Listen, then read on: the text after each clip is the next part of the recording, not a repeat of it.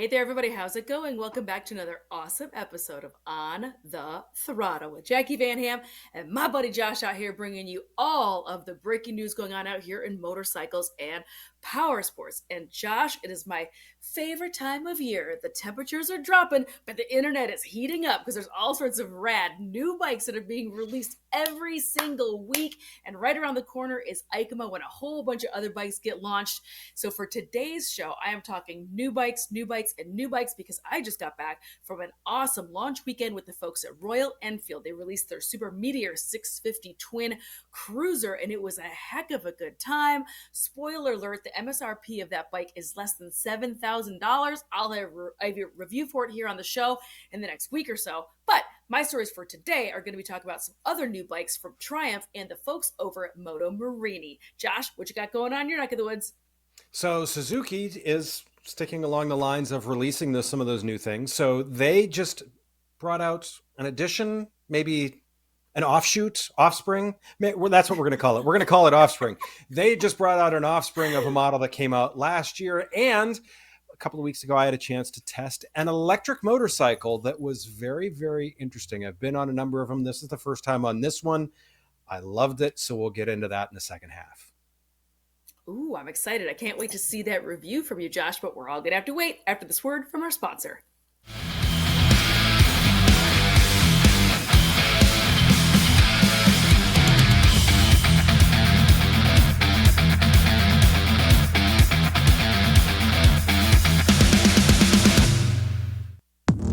They tell you, wait your turn.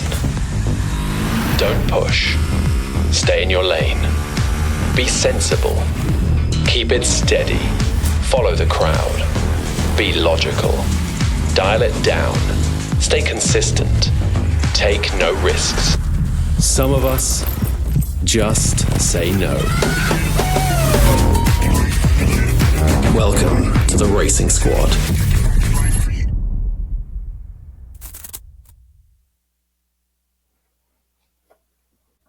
So with that being said, I'm going to dive into the Suzuki right now because you know what? It's backwards weather for us. So let's go ahead and do it that way then. So that being said, last year Suzuki came out with the V-Strom 800DE, which was very dirt focused for the most part on that. So they have now released new models dubbed the V-Strom 800, sans the DE, and then the V-Strom 800 Touring. Yes, highly technical names here. But both models are very similar to the more dirt-focused DE model, yet are equipped to provide comfort and performance for commuting, sport riding, long-distance touring, whatever you want to do. A little more road-geared, but still can do some of the off if you want to. Now, that being said, the Showa suspension now has 5.9 inches of travel, which is down from 8.7 inches on the DE. There's also a 5.3-gallon tank. There is a larger windscreen on both of these models, too. One of the big differences, and you can see it in this picture here, is this runs a 19-inch front and 17-inch rear, and they are cast aluminum wheels. There's pros, cons, all sorts of stuff like that with this. If you're spending most of the time on the road, obviously these are the way to go for that type of comfort.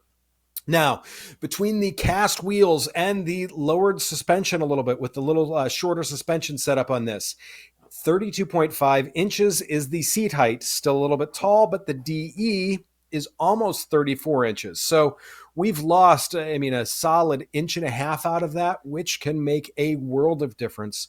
Plus, on this bike, it's got a very narrow tank and seat area right at the front up there, which makes it so your hips aren't splayed as much, which means your feet can actually head towards the ground instead of out and around, so to say.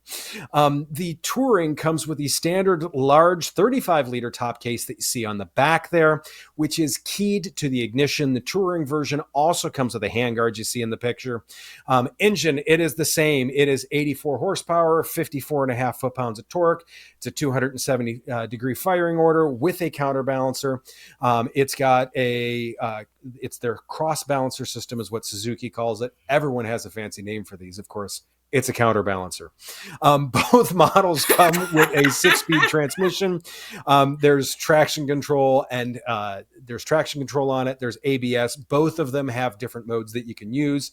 The 800 is offered in metallic steel green, while the 800 Touring is arriving in glass sparkle black, which to me, it seems like these photos, right?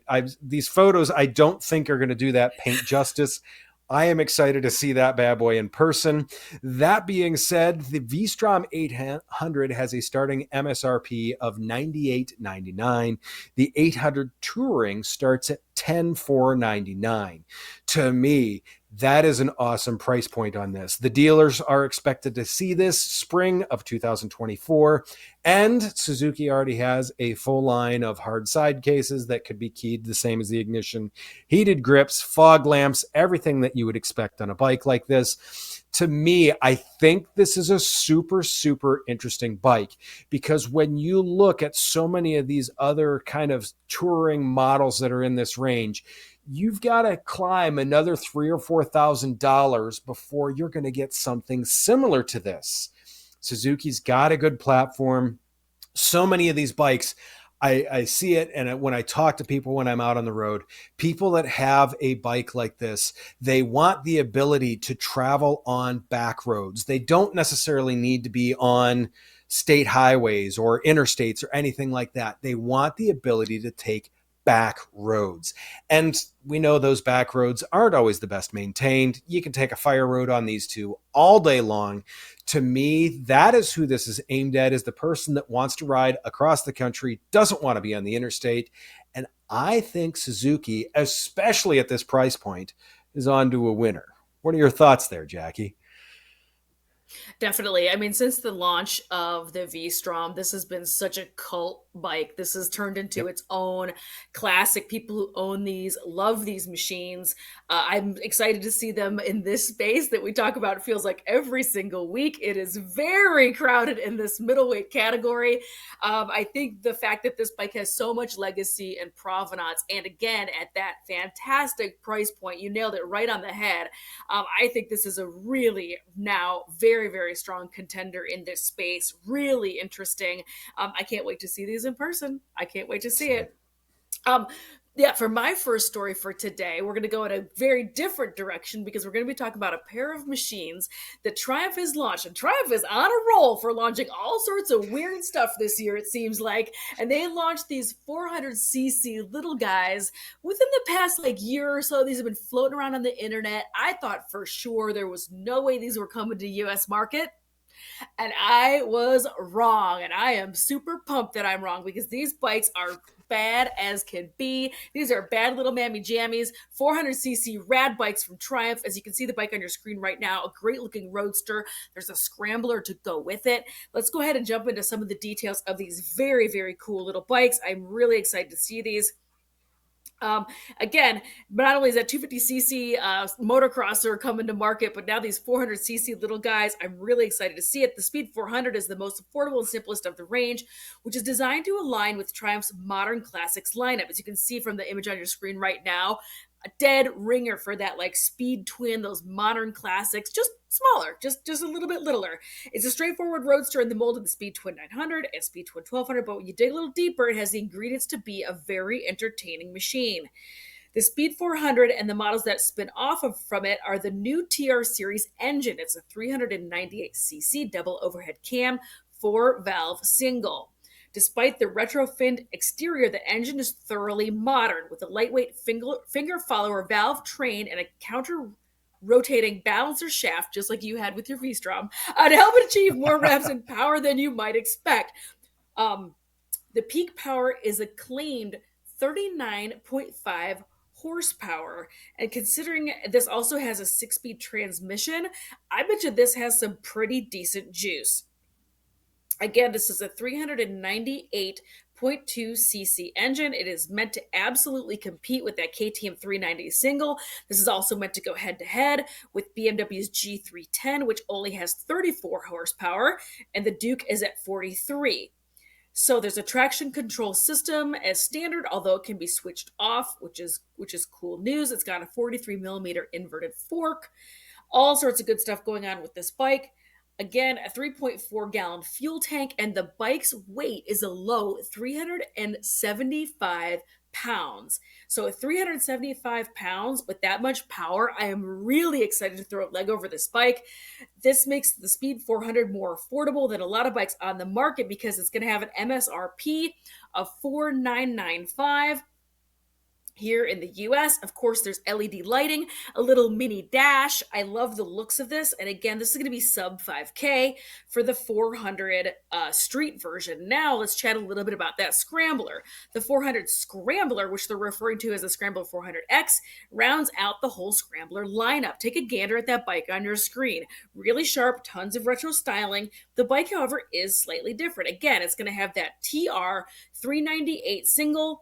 That is similar to its sister over there. It has a 3.4 gallon tank.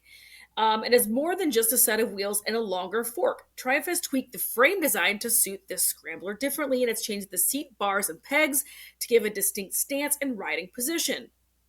I am, for one, really pumped to see this. Again, it's got that 39.5 horsepower. The juice is slightly the same. Again, there's just a little bit different with a 19-inch front instead of the Roadster 17-inch. Slightly chunky tread means the Metzler Karoo Street Trials will cope with loose surfaces, but they're named street for a reason, so it'll do both. I, for one, Josh, am pumped to see these bikes hit the US market. And again, we're at 5,595. So now we're just a little bit more expensive than the street, but still coming in under 6K for these very cool 400cc Triumph bikes. Josh, what do you think about this pair of awesome bikes from the folks at Triumph? I mean, we've talked about it almost ad nauseum. It is so much more fun. I don't want to say more fun, but it's so fun to ride a slow bike fast. And these, you can just wring their necks and have an absolute hoot, absolute riot, and not think I should tape my driver's license to the back of my helmet for the officer to take it. With these, the other thing is there's some other entry-level bikes where they've got traction control because in many areas it's mandated, but you can't necessarily kill it. The fact that you can take and hooligan this around, you can grab a handful of front brake, handful of clutch, release the clutch while twisting throttle and leave smoky burnout because that is always the proper way to dispose of a tire. Yes, I mean, it's just what you need. But look at the slide on the screen right now. Those are two quite grown adult people on those bikes, and they don't look totally out of place. Nope. I like the styling of this. I am going to say, disclaimer alert, you hear me complain about on the show all the time because I'm part of Team Littles. These are slightly taller bikes. I believe the seat height on these is around 32 inches, which I was a little about, but it does make it more appropriate for actually grown size people, of which I am not one of those. So I am excited to see these. I will still definitely throw a leg over them. I will still absolutely hooligan these bikes. I can't wait for them to come to the US. And that is my story for today. Now, Josh, I know that you have got a great ride review and bike review for the e-bike Zero. We're going to jump into that, but first we've got a word from our partner. Hey, Power Sports and Harley-Davidson dealers, supercharge your sales today by connecting directly with your audience. I'm Joe, back at you with another pit stop pointer to help you sell more fun. Here's the deal. SMS marketing boasts a staggering 98% open rate. Do you want to alert enthusiasts about a flash sale or a new accessory? Send a text message. Keep it snappy, personalize it, and always respect their choice to opt out. Ready to rev up your messaging game? Head over to pitstoppointers.com for more in-depth, accessible information to power up your next text messaging campaign. And stay on the lookout for more pit stop pointers.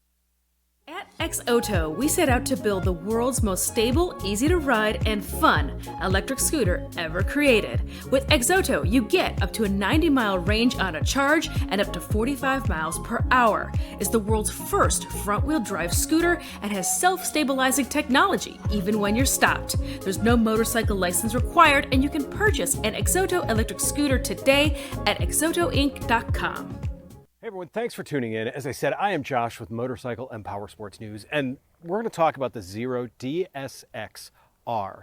Now, this is a unique motorcycle because it's an electric adventure bike, and range I'll be honest, is an issue. But when you look at what it actually does, and if you buy it for what it actually does instead of what you hope it does, I think you're going to be really happy.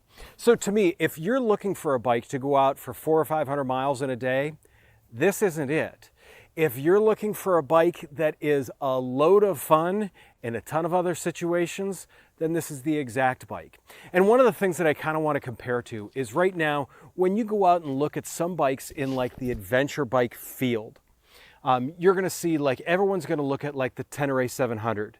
And everyone loves that bike, and for good reason, but everyone thinks they're Poltaris.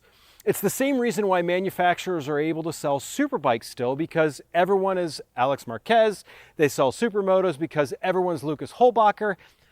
They sell dirt bikes because everyone's Eli Tomac. You get my point with that, is everyone tries to play above actually what they do.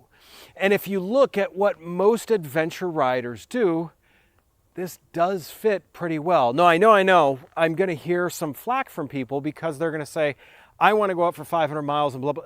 That's fine. This is not the bike for you. If you're going to go out for an afternoon, if you're going to ride around and want something that's going to have virtually no maintenance, it's going to be a ton of fun and a lot of usability, then this is going to be the bike for you. There's a ton of great features with it. Now, earlier, I stopped to charge this bike while I was out to make sure that I got some mileage on it. I got basically another 20 miles out of sitting there for about 25 minutes, or about 25, 30 minutes or so. And it cost me 96 cents was all in terms of charging. And that was at a charger that had a high rate in terms of the rate, the electricity was expensive. So a number of things really play into that. So this bike, I see a lot of great things with it. The chassis, very stable. It carries its weight way down low. Most of the weight is in the battery down there, so it's going to carry that weight way, way, way down low. Now, there's some things as an experienced motorcyclist that take some getting used to on this. And I think that's one of the good and bad things about it being an electric motorcycle. So first off, my left hand had no idea what to do. I had no idea how many times I went for a clutch when I let off the gas. Well, I let off the electrons. The other thing with this is it is so quiet and there's no vibrations.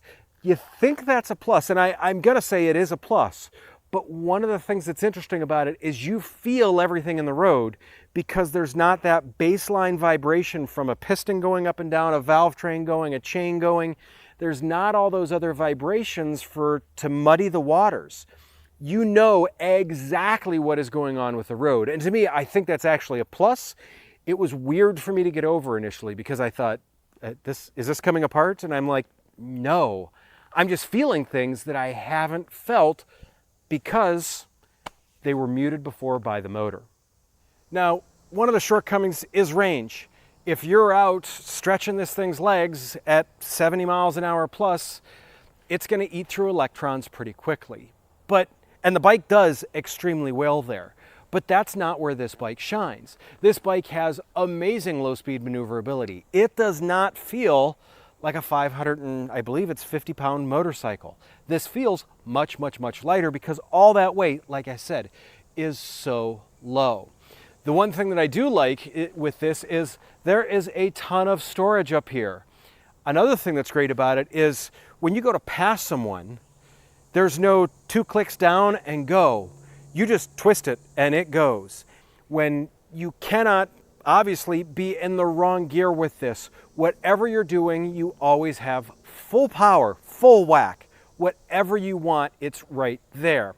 Now, I will say, in some senses, that's a bit of a drawback too, because what I have found when I'm on an internal combustion engine motorcycle, turning my wrist like this controls about 20 or 30 miles an hour for most gears, be it third, fourth, fifth gear.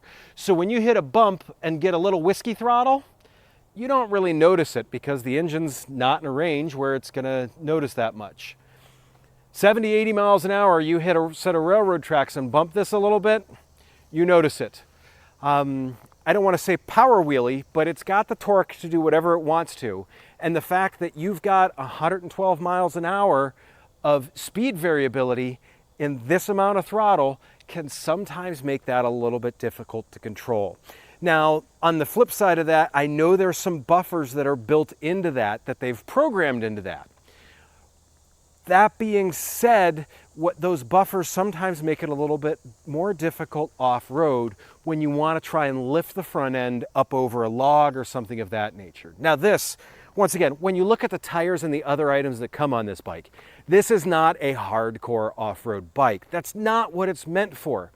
But if you want to go out and hit some gravel roads or even just some very mild trails, it will let you do that. The suspension on this bike, I've really liked. It's stiff enough that you have great road feel, but it's soft enough that you can come out into areas like this and it doesn't beat your brains out. To me, it's a great package in terms of the suspension. So here's my summary of this bike. It's gone into the adventure field, which I think is awesome. You know, this is my space. This is where I roll. But because of that, a lot of people are lumping it in with stuff like the Tenere, the Transalp, the Africa Twin, the Touareg. And that's not it. That's not where this bike plays. If you buy this bike for what it does and what it is, you'd be totally happy. If you think you're Paul Torres and you're going to try and ride this bike like a Tenere, you're not going to like it. Make sure when you're looking at this, you're buying the bike for you. And that's something that I always love to say. This fits so many people so well. They may not want to admit it, but that's exactly what it does. To me, this bike gets a big thumbs up. I've had a ton of fun. I have to take it back to the office now, and I'm not happy about it. I'll see you soon. Thanks for the great review, Josh. It did look like you had a really good time on there. And I would like to take a second and point out, I love your pointing out that you're like, you know, this bike is not for everybody. Because I feel Correct. like we say that, or I feel like I'm saying that a lot, particularly when we're talking about e-bikes, that they're not for everybody. They're not for every situation, you know? So I love that you pointed that out, to buy the bike for what it is and for your type of riding. So anywho, great review, Josh. Good job. Looking forward to seeing more of those in the future. I'll hopefully be putting one together here this week about the Super Meteor 650 Royal Enfield bike that I had the chance to ride this past weekend down in Dallas. Now, let's go ahead and jump on into my second story. This caught my eye because right around the corner during my favorite time of year, which is magical bike launch season, is the show EICMA. This is a great big huge trade show in Milan. It is the world's largest motorcycle trade show, actually. So every manufacturer starts holding the cards real close to their chest around now, because what they want to do is they want everybody to get the scoop at EICMA. That's when they want to have the big live launch. They want to pull the curtains off the bikes. They've got the pretty girls sitting on them. All of the world's media is there, yada, yada, yada. It's a great big huge show. So it was really surprising to me to see a motorcycle kind of get revealed before the actual reveal. And it actually is a really beautiful bike from the folks at Moto Morini. The folks at Moto Morini hosted an event just last week in Italy. And that's when this bike was shown off over there. And it is a beautiful, beautiful looking cruiser. Let's go ahead and talk a little bit about this very cool bike that was revealed just last week in Italy. On October 10th, Moto Morini pulled the covers off its newest model in an event in Milan. And no, it's not quite EICMA yet. That's not for a whole nother couple weeks. They did note that it plans to bring its newest bike, the Calibro 650 Cruiser, to this year's EICMA festivities next month. The Calibro utilizes Moto Morini's existing 650 parallel twin, but in a new chassis to support its easygoing middleweight cruiser proportions. Notably, it also features a belt final drive instead of a chain, again in keeping with the desired cruiser genre. No big surprise there. Full details have yet to be announced, so obviously they're saving those for EICMA, but what I can tell you came off of their social media. It's been shown for the first time. The new custom model is dedicated to all free-spirited motorbikers who want to go beyond the rules and escape into a world that gives voice to their true soul. Characterized by a design with a great personality, Calibro is suitable for a style-conscious youth target searching for a motorcycle with a distinctive American look. The name expresses the true meaning of this new Moto Morini custom. Calibro is the right measure between everyday life and the true soul of the motorcyclist that makes you travel beyond the rules. In true marketing geek speak weird language, that's right. That's how they're going to launch this bike. But all jokes aside, I don't mean to pick on the non-native English speakers out there, but I do love reading these releases. They always crack me up. All that aside, however, I think this is dead sexy. I am excited to see this bike. I think it looks really, really sharp. No word on yet if this is just a prototype, if this is one of those weird customs they release before the actual bike. They show you something that is like super dead sexy and slick, and then the real version is kind of more boring. We're all going to have to wait and see. You and I both know we're going to be bringing you all that news from EICMA in a handful of weeks, so make sure you click that notifications on button. You're not going to want to miss it. Josh, what do you think about this sneak peek from the folks over at Moto Morini? As soon as I saw this photo, I thought she's doing a story on the Honda Rebel. And so at first glance, I mean, the frame, the wheels, the brake, I mean, so much of this screams Honda Rebel with it. But Honda's been very successful with that. So for Moto Morini to go after that with an existing engine, to say, look, we're going to try and get some of that lunch money, I totally get it. It makes sense. It's a segment that I see more and more of those bikes on the road every day. Yep, go for it. Yeah, absolutely. This also does have a little bit of a whiff of like a Vulcan S to it as well. It is reminiscent of a handful of other manufacturers' cruisers out there, but I don't hate it. I think it's sexy. Nope. I love especially that little like front cowling, that little bikini. I think this is a sharp looking bike. I'm really excited to see it in person. And who knows when that's going to be. Hopefully maybe like springtime. We'll have to keep an eye out. As I keep saying, y'all going to have to stay tuned because we love to bring you all the breaking news out here in power sports here on the program each and every week. And with that, that is this week's show. Have a great week, everybody. We will see you next week.